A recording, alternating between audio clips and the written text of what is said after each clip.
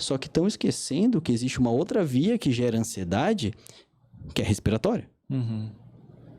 E aí o que acontece? Imagina que, ok, tô ansioso agora, mas tem alguma coisa? Não, não tem nada. Alguma coisa na minha mente vem? Não, mas ainda tô agitado. Aí quando tu olha pra tua respiração, cara, eu tô travado. Eu tô respirando curto.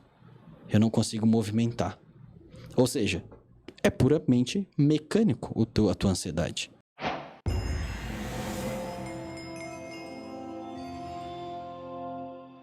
Eu não aguento mais a ansiedade, entende? Eu tô ansioso agora. Então, como é que a respiração pode me ajudar nisso? Quando a gente fala da respiração em si, existe um ponto central que é a tua parte física influenciando a tua parte mental. Por isso que tem estudos que dizem que exercício físico melhora a ansiedade. Por quê? Uma vez que você está movimentando seu corpo, vai fazer que parte desses químicos influenciem no teu cérebro, ou seja, na tua parte mental, e a tua ansiedade venha a se reduzir. E a respiração é a nossa primeira, eu digo que é a primeira fase, porque é o teu físico. Da forma que tu tá respirando agora, vai fazer que tu esteja calmo ou relaxado. Como é isso? Se tu se notar agora, se eu tô aqui nessa posição e eu tô travado, eu tenho pouco fluxo de ar. Tá. Se eu tenho pouco fluxo de ar, minha respiração tá curta. Porque ela quase não movimenta, eu tô travado. Às vezes eu tô até tenso. E essa respiração fica curta. E essa respiração curta, tu tá falando pro teu cérebro, estamos em perigo. Então tu fica em alerta o tempo todo. Porque tu tá falando isso pro teu cérebro através da tua respiração. Sem perceber. Todo mundo tá assim praticamente, porque a gente não é ensinado a respirar. Exatamente. A gente nasce com isso praticamente. Praticamente não, a gente nasce dessa forma. A gente nasce respirando certo. Tá, e a gente perde isso. E a gente perde isso em algum momento da vida. Quando a gente descobre a ansiedade ou perde do nada? Na verdade, nunca é do nada, né? Não existe nada do nada, né? Exatamente. Mas o que acontece? O ponto quando a gente vai para essa parte mais mental é... Imagina que tu é um bebezinho.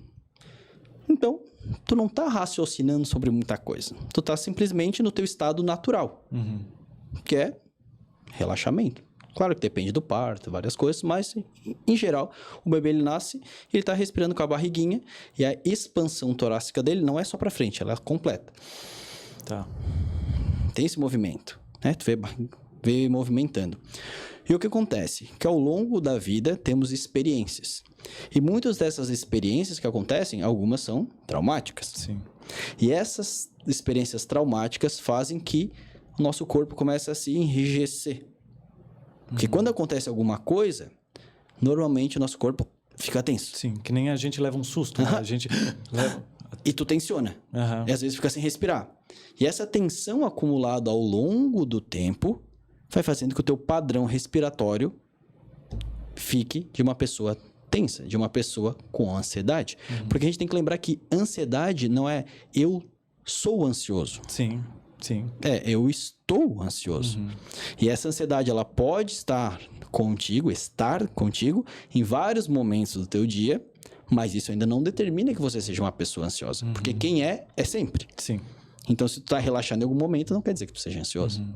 E é muito importante dizer que a ansiedade, ela não é um problema, tipo, por completo em si. Porque a gente precisa da ansiedade. Sim. Então, não existe uma cura da ansiedade justamente porque não existe uma cura da felicidade. A gente precisa da felicidade, a gente precisa da ansiedade, a gente precisa da raiva. Só que a gente precisa direcionar isso. Mas antes de direcionar essa ansiedade, a gente precisa entender da onde ela vem. Mas da onde ela vem, que aí é o problema. Porque muitas vezes a gente não tem essa resposta. Mas a gente pode ter uma solução que é a respiração. Mas como é que eu respiro de uma forma para que eu não tenha ansiedade ou que diminua a ansiedade? Tá, eu vou te contar uma história aqui. Que é um estudo científico que foi na Universidade de Iowa, o Just Feisten fez esse estudo. Eles pegaram uma mulher, que eles denominaram como SM.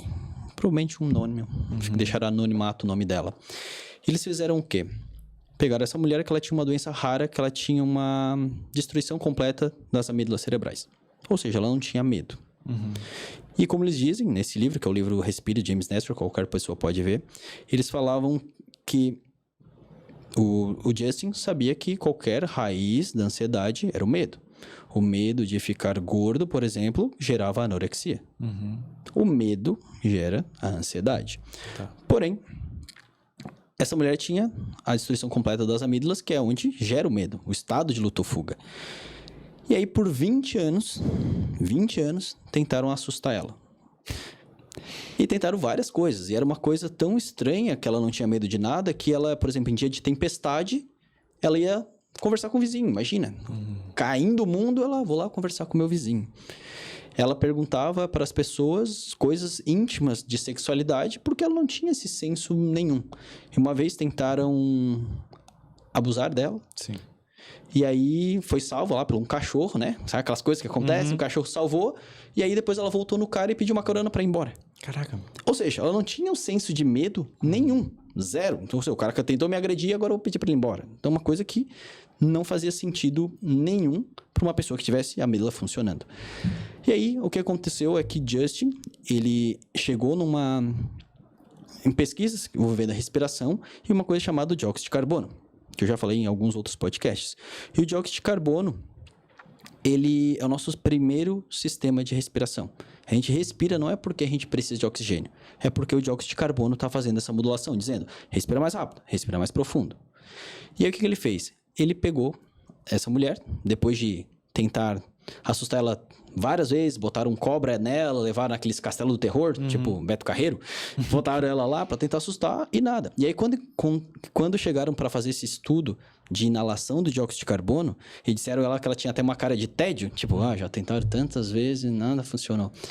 E aí quando fizeram a inalação do dióxido de carbono nela, e dióxido de carbono dá falta de ar, ela entrou em desespero. Ela teve um ataque de pânico. Ela, por favor, me salva, eu vou morrer, vocês estão me matando. Sem ter o medo ali. Ela só passou pelo medo e teve já a ansiedade, seria isso? Aí que tá. O que eles descobriram é que não é só a amígdala cerebral que é o único meio que gera medo, que gera ansiedade. Existe uma outra via, que são os quimiorreceptores do tronco cerebral. Isso quer dizer o quê? Que o maior medo do ser humano não está nas amígdalas, e sim em medo de não respirar. Tá. E isso, o que aconteceu? A grande sacada disso tudo é que, tanto para a psicologia, é que muitas vezes a gente está tratando um medo mental, ok? Só que estão esquecendo que existe uma outra via que gera ansiedade, que é respiratória. E aí o que acontece? Imagina que, ok, estou ansioso agora, mas tem alguma coisa? Não tem nada. Alguma coisa na minha mente vem? Não, mas ainda estou agitado. Aí quando tu olha para tua respiração, cara, eu estou travado. Eu estou respirando curto. Eu não consigo movimentar. Ou seja, é puramente mecânico a tua ansiedade. É que nem quando tu estava falando de a perna balançando. Tu tá dando estímulo, porque quem tá com isso tá mandando sinal pro teu corpo. Opa, tá acontecendo alguma coisa. Então, uma vez que a gente consegue trocar esses tipos de respiração dura, superficial, rápida, para uma respiração mais relaxada, diafragmática, lenta, suave, tu vai conseguir diminuir a tua ansiedade. Diminuir a um ponto onde que ela sai por completo ou ela ainda vai existir ali, só que tu tem que manter essa respiração? Aí que tá, é o que eu sempre digo, né? A ansiedade, ela é complexa, né? Algo complexo. Primeiro, multifatorial. Primeiro ponto que a gente tem que saber que a ansiedade, ela não é ruim. Ela é ruim quando ela passa do ponto. Né? Porque imagina que eu venho aqui num podcast e não tenho nada de ansiedade. Eu vou me preparar, vou chegar aqui de qualquer jeito, não vou tomar um banho, porque eu não tô preocupado. Agora, venho num podcast, um podcast importante, pessoas que eu gosto. Eu tenho que estudar, eu tenho que me preparar. Isso é ansiedade. Só que não é um nível que me deixe tenso, me deixe nervoso. É um nível que ele tá me ajudando a ser mais produtivo, mais eficiente. Então, esse é o primeiro ponto, né? A gente separa que a ansiedade não é ruim. Quando ela passa do ponto, a gente começa a entender que, como tu disse, multifatorial. Ela pode estar em vários campos. O que eu digo primeiro assim, cara, por que primeiro tu deveria ver a tua respiração? Primeiro que é o mais fácil. Sim. Né? É o mais fácil. Tu se perceber e mudar ali com alguns exercícios físicos, alguns exercícios de respiração, rapidamente tu começa a mudar a tua respiração e só o fato de tu estar consciente da tua respiração, que é, se tu percebe, por exemplo, a tua perna mexendo e tu, vou parar, se eu tô respirando rápido e eu percebo, o que eu faço? Respiro lento. Se eu tô respirando aqui em cima, ó, vou respirar mais diafragmático. É só como tu se percebe. Se eu respiro muito curtinho, vou respirar um pouco mais lento. Tá, então isso vai me trazer ansiedade se eu respirar curtinho. Seria praticamente isso. Exatamente. Se tu respirar superficial, porque aqui, neurotransmissores que fazem que luta ou fuga, que nem a gente já falou. Isso. Tomou susto, todo o sistema simpático tá aqui. Ele tá feito para isso. A tua parte torácica é luta e fuga. Tá aqui. Se tu respirar curto, quando é que tu respira mais curto e mais rápido? Quando eu tô correndo, praticamente, ou com medo. Exatamente. Quando tá correndo, o que tu normalmente tá fazendo? Correndo de algum perigo. Aham. Normalmente, o nosso cérebro entende isso. Até que ele consiga virar uma chave para dizer que é um esporte. Mas até lá, Isso. tu tá correndo de algum perigo. Ninguém corre à toa. Né?